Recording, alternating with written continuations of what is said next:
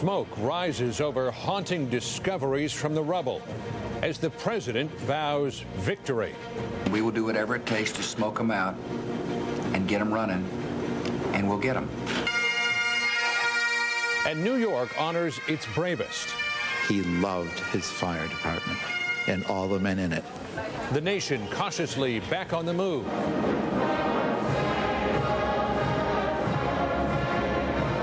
And proudly waving the flag.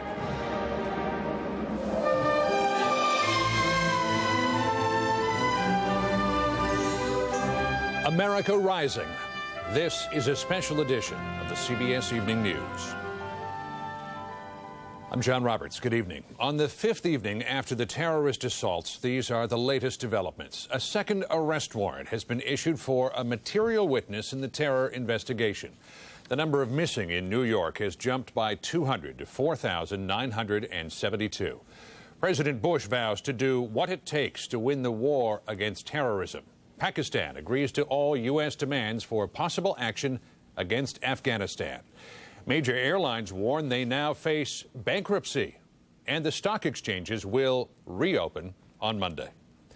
We begin tonight with late-breaking details on the investigation into who was responsible for the attacks. Jim Stewart in Washington has uncovered new information. Jim? John, the FBI now has 2 people in custody under material witness warrants, and authorities say both are believed to have, quote, direct knowledge of Tuesday's attacks. One is being held in New York, and the other is en route there under heavy custody. One of the men was taken into custody at John F. Kennedy Airport earlier this week with false identification. No details are available about the second. Meanwhile, authorities now confirm that the FBI had been looking for 2 of the hijackers for several weeks before Tuesday's attack took place. They knew their names. The FBI had warned the FBI that the 2 men had entered the country and were believed to be associated with the bombing of the USS Cole last year. FBI officials say they were never able to locate the men, and they are denying tonight reports that they had the suspects under surveillance. Sources identify one of those men as Khalid al-Mihdhar, who was aboard the plane that crashed into the Pentagon. Also, authorities confirm they now have significant evidence that other pilot-trained terrorists are still in the country, and they have made the search for them their highest priority.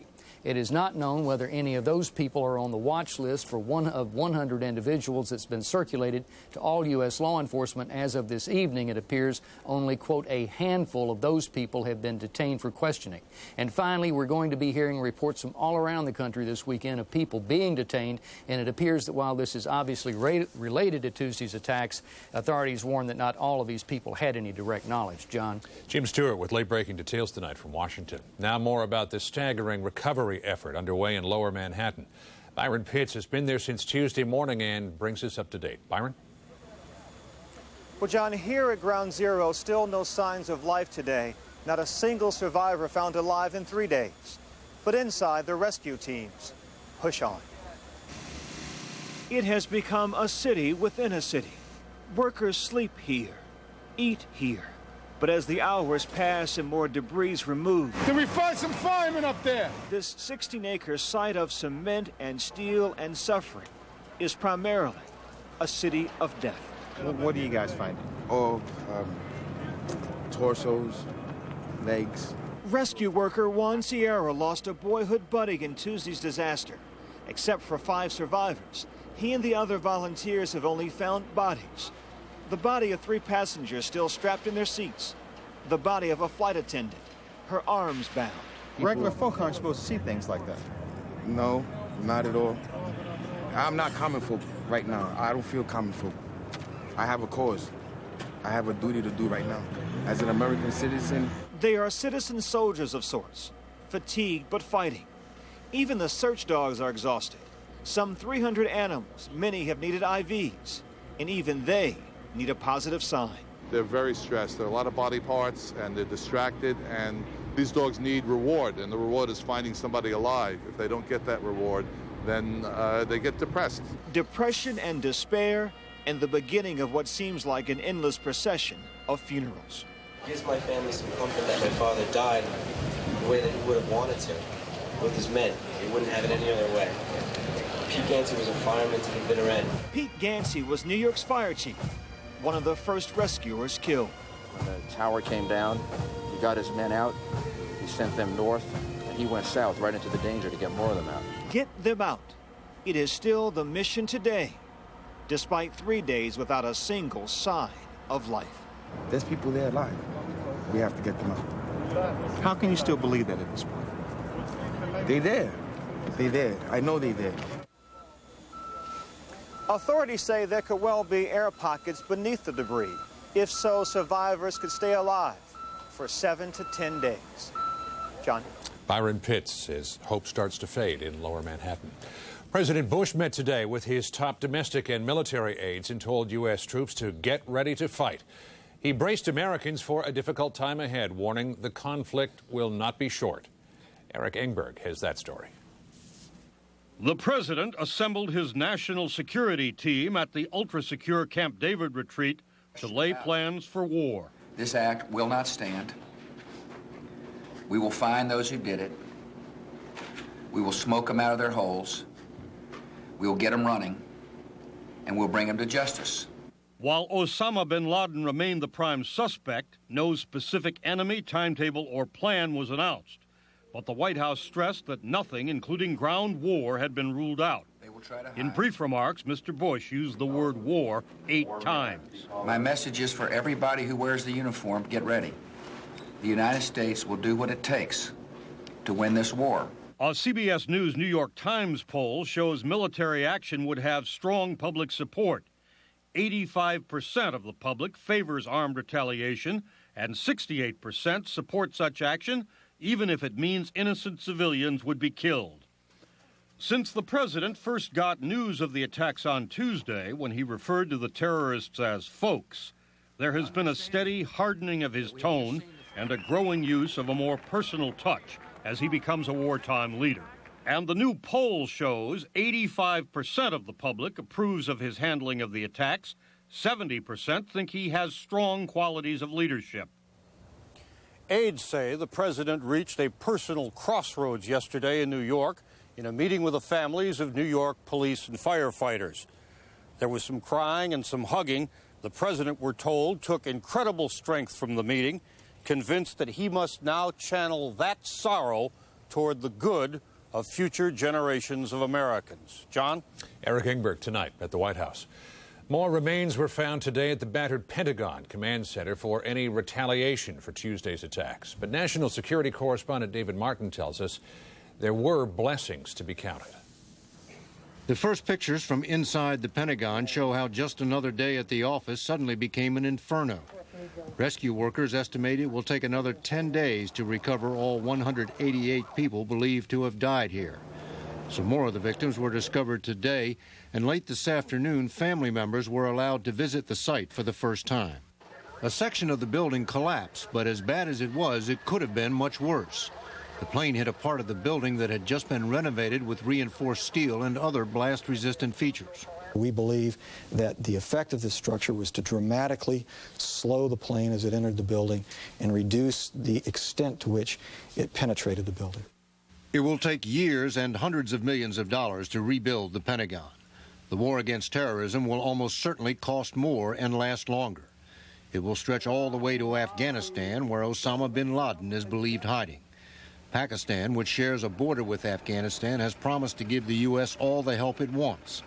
And today, President Bush called the president of Pakistan to thank him. We put before the Pakistani government a specific list of things that we would like cooperation on, and they've agreed to all those items. Next week, Secretary of State Powell meets with the foreign minister of Russia, hundreds of miles away from Afghanistan, but still another potential staging area for operations against bin Laden. Russia is also a potential source of intelligence and military advice, since the then Soviet Union spent a decade fighting a losing battle in Afghanistan. While officials claim they are tightening the noose around bin Laden in Afghanistan, that is not their only target. This is a war against all terrorists who threaten American interests, and bin Laden alone is said to have cells in 40 to 50 countries. John? David Martin at the Pentagon. Pakistan's pledge of support is not without risk. Alan Pizzi in Islamabad tells us nervous leaders of that volatile country with its long border with Afghanistan are walking a dangerous tightrope. The men who run Pakistan may have thrown their lot in with the U.S., but their words fell short of a total commitment to meet what they called America's proposals. Pakistan does not expect in any way to participate in any military operations outside our borders. But that's not enough to satisfy Afghanistan's ruling Taliban, who made their position clear even before the Pakistani response to America was made public. Speaking through an interpreter, the Afghan ambassador here read a statement that warned of war. If any neighboring country gave territorial way or airspace to USA against our land, it would draw us into an imposed war. The Taliban claims it has cut Osama bin Laden's communications to the outside world. But asked if bin Laden would be back in action if a war began, the ambassador said, if anyone kills us, then we would also use our all possibilities. With hundreds of thousands of Afghan refugees in Pakistan, that is not a threat the Pakistanis can take lightly. And there is also a danger of an internal Islamic backlash. Riots broke out here after the U.S. fired cruise missiles against bin Laden following the 1998 embassy bombings in Africa. And many of the more radical Islamic groups here look on the Taliban as allies. As much as the U.S. wants and needs Pakistan's cooperation, a diplomatic source here said, there is also an awareness that the authorities need time to shape and prepare public opinion. The Taliban's threat of war will add urgency to that.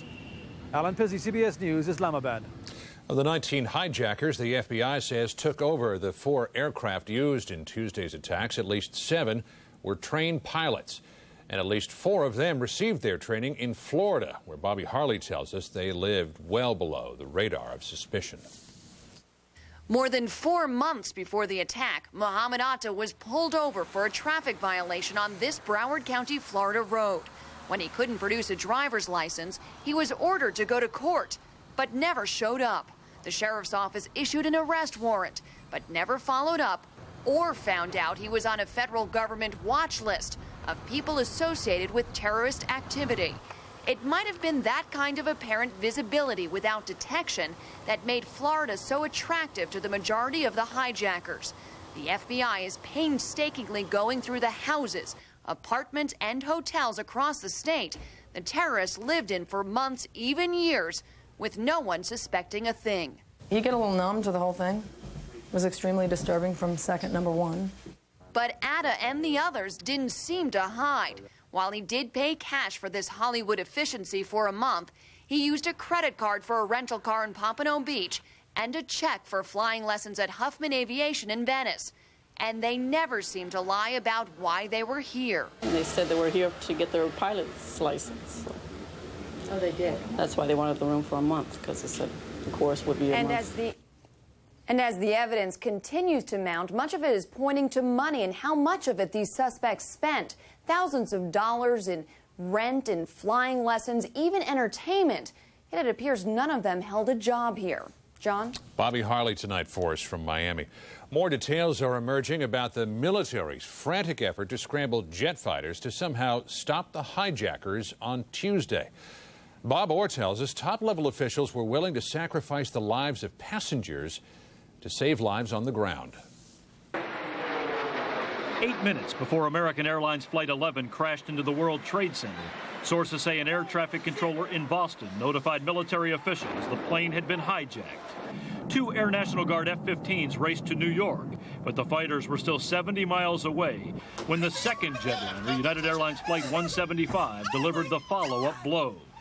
23 minutes later, the FAA warned air defense officials of a third hijacking. F-16s took off from a Virginia airbase, but again arrived too late to stop American Airlines Flight 77 from plowing into the Pentagon. There was time, however, to answer the remaining threat, United Airlines Flight 93. And CBS News has been told the military was prepared to take an extraordinary action. As the 4th hijacked plane was flying over western Pennsylvania on a course for Washington, sources say military commanders, the FAA, and White House officials were on a conference call discussing options. At the time, there were 2 F-16s armed with air-to-air missiles within 60 miles of Flight 93. But the fighters were still out of missile range when the jetliner crashed. No decision had to be made. but administration officials now tell CBS News had the jetliner continued on towards the capital, the fighter jets would have shot it down. The rationale, say sources, was the government was willing to kill 100 to save 1,000. But even that was not the last threat on Tuesday. The FAA and military officials were also alarmed when a Korean Air jetliner inbound to Anchorage sent a radio signal that it, too, had been hijacked. Before it got to Alaska, we had fighter aircraft on it. It eventually landed in a remote base in Canada. That plane had not been hijacked, and there's been no explanation since as to why it was sending out the hijacking signal. But in light of what had already happened in New York City and in Washington, sources say that jetliner from Korea was in serious jeopardy of being shot down. John? Bob Orr for us tonight from Washington. Airlines today made it clear that the impact of Tuesday's tragedy goes far beyond the physical damage and death toll. Maureen Maher reports the airline business, which has been bad all year, is now in critical condition. The airline industry says it is on the brink of becoming the next casualty of Tuesday's terrorist attack. There is a terrible loss in our industry, just as there is in New York, just as there is in the Pentagon. Knives, sharp objects, or Safety concerns and new security requirements have diminished flight schedules and capacity by more than 50% in some cases. Today, the nation's fifth largest carrier, Continental Airlines, announced it will lay off 12,000 employees, which could have a devastating effect on the economy. We're actually the drivers of the economy. And when the pump stops, like your heart, I'm sorry, the liver and the lungs are next.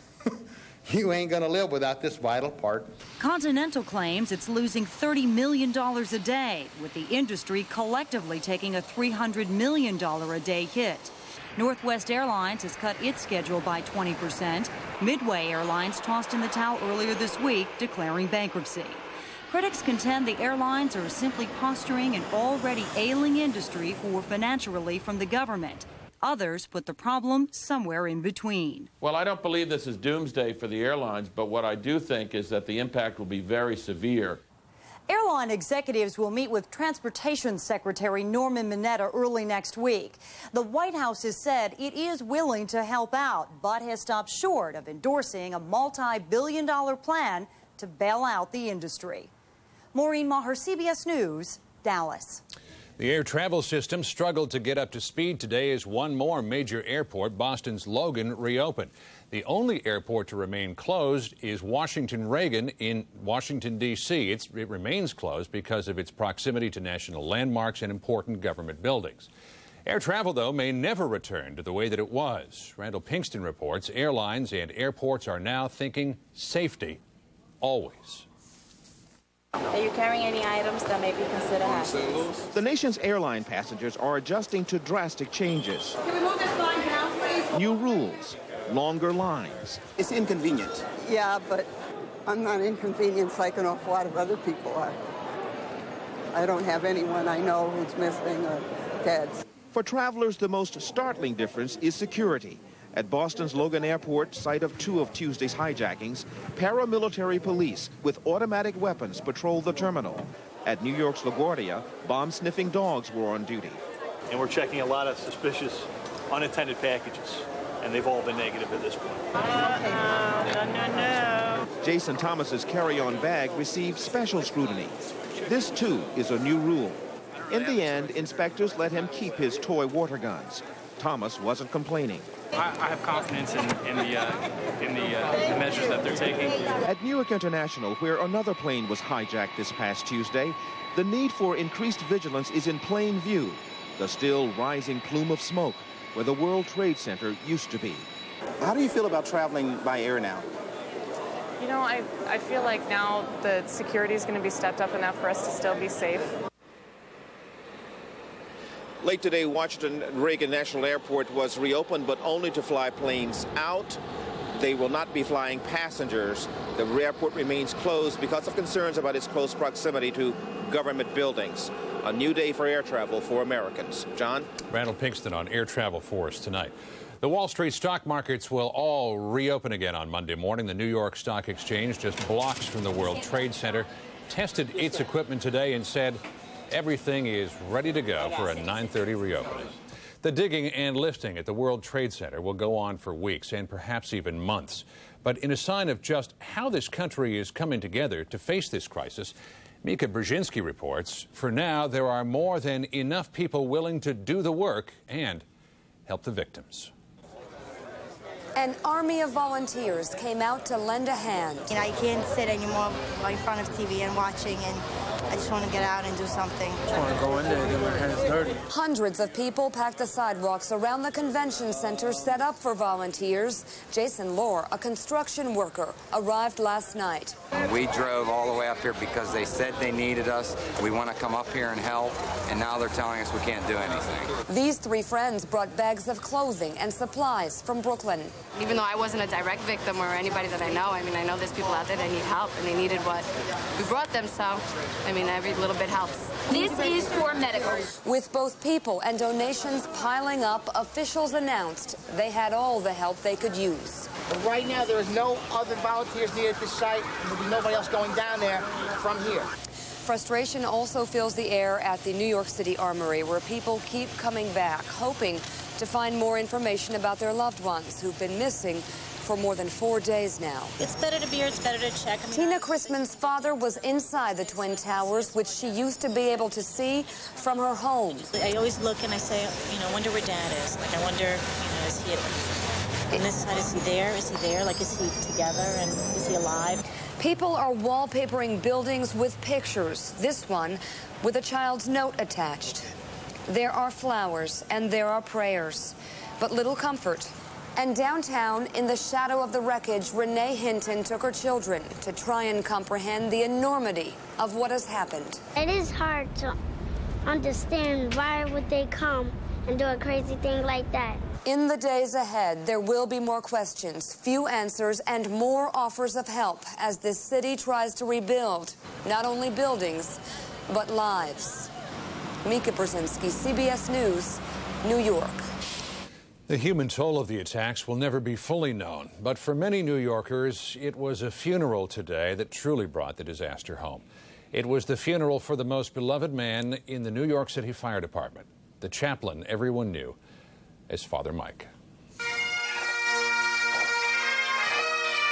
The spiritual leader of New York's bravest was carried into church today, surrendered to the God he had so often called upon to give comfort to his brothers. It was never so obvious that he loved a group of people so much as his New York firefighters. And that's the way he was when he died. It was a final act of compassion that took the life of Father Michael Judge. Administering last rites to a fallen firefighter, he took off his hat and kneeled to pray that, as so many firefighters did, died as the Twin Towers collapsed all around him. He was talking to God, and he was helping someone. Can you honestly think of a better way to die? Father Mike died as he had lived, helping those who suffer in the face of disaster. 5 years ago, he led a prayer service for the victims of TWA Flight 800. Today, he stands as a beacon of light in America's darkest moment. This man that we honored here today, his entire life was a rebuke to what was done. Outside Judge's church, hundreds of firefighters lined up in tribute to a man who gave so much of himself to them. Steve Marley paused from the grim work at Ground Zero to say goodbye. I had to be here for him. This has always been here for us. For a department that will come to know so much loss in the days ahead, firefighters today found some comfort in Judge's passing, confident that as the missing are found and laid to rest, Father Mike will be there to greet them. As Americans offer tears and prayers for the dead, they're also giving 3 cheers for the red, white, and blue. Across the country, the American flag is very much on display. Thalia Shuris went to the streets of one New York neighborhood where Old Glory is proudly hailed. Flags are flying with a fervor unfamiliar to this post-war generation. From fire escapes to storefronts, the stars and stripes are soothing a wounded spirit. I felt a sense of nationality. I wanted to tell the world that I'm proud of who I am, that I'm an American. And Stuart Sacken is displaying his patriotism for all to see. There was a sense of anger, defiance, all the emotions when I put it up, it was a sense of happiness almost, that I had it and I could do something like that, because it is so beautiful. Right next door, Egyptian Americans, Muslims, who declined to speak on camera, told us they share the nation's pain. They are real Americans, and they just feel horrible and very sad about it, nervous about it as well, which is a sad thing in its own. In one tragic week, a land of many different faces seeks to regain its strength. Arab American and Jewish American, right, side by side with these flags. What does that say? It says there's still hope that we can live together, and we basically want to live in peace and we want to be happy. Under one flag? Under one flag, one country, undivided. And that's who we are right now. From sea to shining sea, an ocean of flags. Thalia Ashuris, CBS News, New York. As the living grieve for the dead, many also are mourning another victim, the World Trade Center itself. Jim Axelrod reports on the loss of a landmark known around the world. They were the beacons, the unmistakable signals you could only be in one place. When you see those towers from the plane, you know you're home, and you know there's no place like New York. Twin towers so reflective of the city's shimmer and reach and unapologetic ambition that now their absence speaks as loudly as their presence ever did. Its absence suddenly sort of takes away some piece of your memory. Elise Hoffman and her husband Howard sat on a pier in New Jersey today with a picture he once took. He put out a pile of them for others to take, people who've suddenly lost their bearings. The World Trade Center is like the compass of New York City. Wherever you are, it's usually in relation to the World Trade Center. North of the Trade Center, on the east of the Trade Center, about a 10-minute walk from the Trade Center. 30 years ago, there'd been some resentment. Too big, maybe. No personality. But they'd grown on New Yorkers and had become the city's Big Ben and Eiffel Tower. For commuters from Jersey or tourists flying in, when you saw the towers, you felt a little sprinkle of the magic dust. There's a hole in your heart, because there's a hole in the city. Ed Koch's point is that even now that they're gone, the towers still symbolize the sense of the city. Tonight, New York is a place mourning thousands of people and two tall buildings. Is that, do you think, Mayor, in a sense, why people are mourning the steel and the concrete? Yes, they are. Those two, the death of those two towers, meaning the destruction, is now tied forever in our minds with the deaths of thousands of people who were the victims of terrorism. Maybe that's why in New York today, a city filled with sadness, there's another feeling as well. They better rebuild the buildings, and it better be something just like it was. With all the thoughts of those we can't bring back, maybe there's some comfort in the idea there's something we can. Jim Axelrod, CBS News, New York. Stay with CBS and this CBS station for the latest on America Rising. If there are any significant developments to report this evening, you can be sure that we'll break in to bring them to you. I'm John Roberts, CBS News in New York. Thanks for joining us. Good night. For news 24 hours a day, CBS.com on the internet and on our interactive partner, America Online, at keyword CBS News. With brotherhood from sea to shining sea. Experience you can trust. CBS.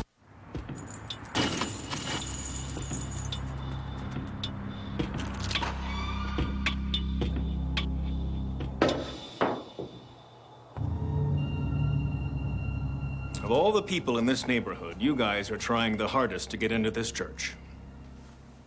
Here. Come anytime you want. Our hearts, our minds, and our doors are always open. The people of the United Methodist Church. Trust in me in all you do.